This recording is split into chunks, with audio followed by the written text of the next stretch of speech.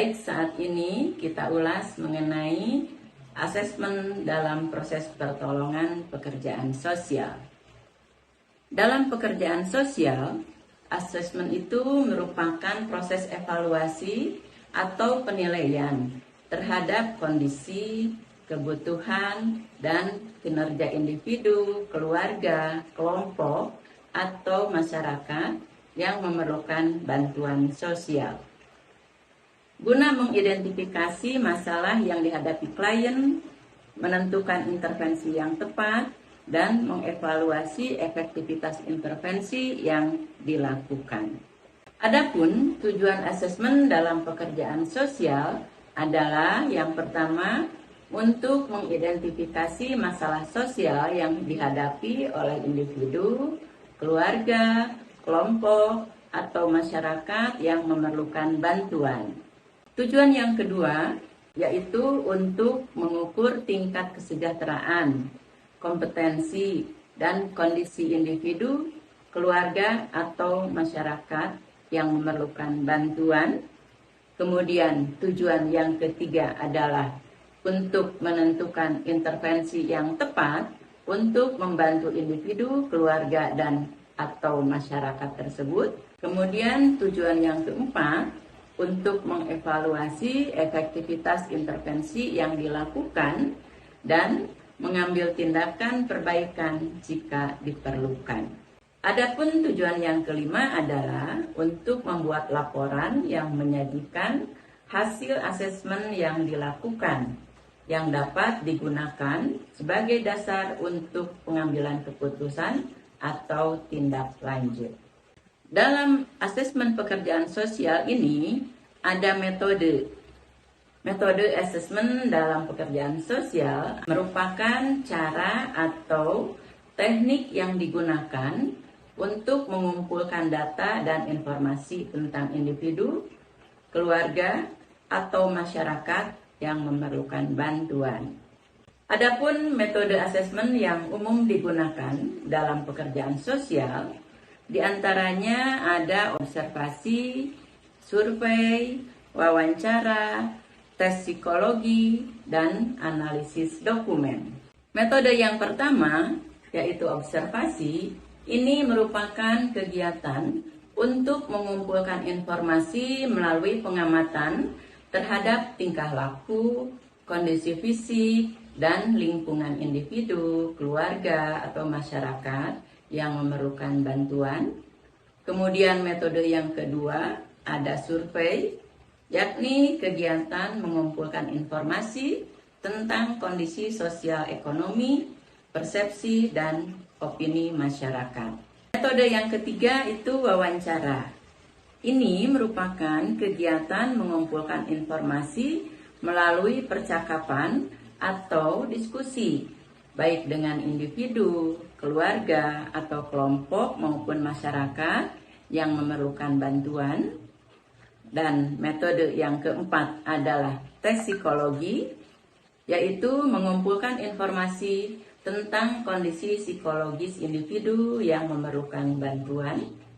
Kemudian metode yang kelima adalah analisis dokumen, yaitu kegiatan untuk mengumpulkan informasi dari dokumen yang terkait dengan individu, keluarga, atau masyarakat yang memerlukan bantuan. Metode-metode asesmen tersebut yang digunakan harus sesuai dengan tujuan asesmen dan jenis masalah yang dihadapi. Ada satu lagi yang dapat dimasukkan sebagai metode asesmen pekerjaan sosial, yakni analisis grafologi, yaitu analisis tentang tulisan tangan untuk mengetahui karakteristik kepribadian individu atau klien atau pemerlu pelayanan. Mengenai grafologi ini kita bahas dalam sesi berikutnya ya. Dalam asesmen pekerjaan sosial ada juga prinsip dan etikanya, yakni prinsip asesmen dalam pekerjaan sosial itu sebagai panduan yang digunakan untuk memastikan bahwa asesmen dilakukan dengan cara yang benar, objektif, dan sesuai dengan tujuan dari pekerjaan sosial. Prinsip asesmen itu diantaranya ada yang pertama validitas, bahwa asesmen harus mengukur apa yang seharusnya diukur, yaitu kondisi, kebutuhan, dan kinerja individu, keluarga, atau masyarakat yang memerlukan bantuan. Kemudian prinsip yang kedua adalah reliabilitas, yaitu bahwa asesmen harus dapat diulang dan memberikan hasil yang konsisten. Prinsip asesmen yang ketiga itu objektif, yakni bahwa asesmen harus dilakukan tanpa bias atau preferensi tertentu. Kemudian prinsip yang keempatnya adalah relevansi, bahwa asesmen harus berkaitan dengan tujuan dari pekerjaan sosial dan masalah yang dihadapi oleh individu, keluarga, atau masyarakat yang memerlukan bantuan. Selanjutnya ada etika asesmen. Etika asesmen dalam pekerjaan sosial merupakan standar perilaku yang harus diikuti oleh pekerja sosial dalam melakukan asesmen. Terdapat beberapa etika asesmen dalam pekerjaan sosial.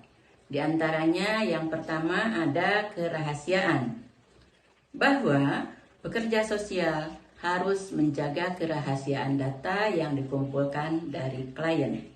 Etika asesmen yang kedua adalah komitmen, bahwa pekerja sosial harus mendapatkan persetujuan dari klien sebelum melakukan asesmen.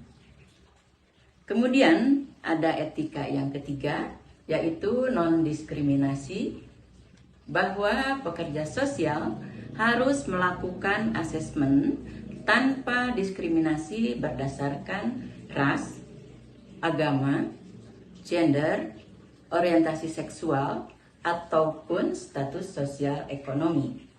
Etika yang keempat adalah kepemimpinan. Pekerja sosial itu harus memimpin asesmen dengan cara yang profesional dan bertanggung jawab. Dan etika yang kelima adalah kualitas, bahwa pekerja sosial harus menjamin kualitas asesmen yang dilakukan dengan memenuhi standar profesional yang berlaku. Demikian mengenai hal-hal yang berkaitan dengan asesmen dalam proses pertolongan pekerjaan sosial. Semoga bermanfaat.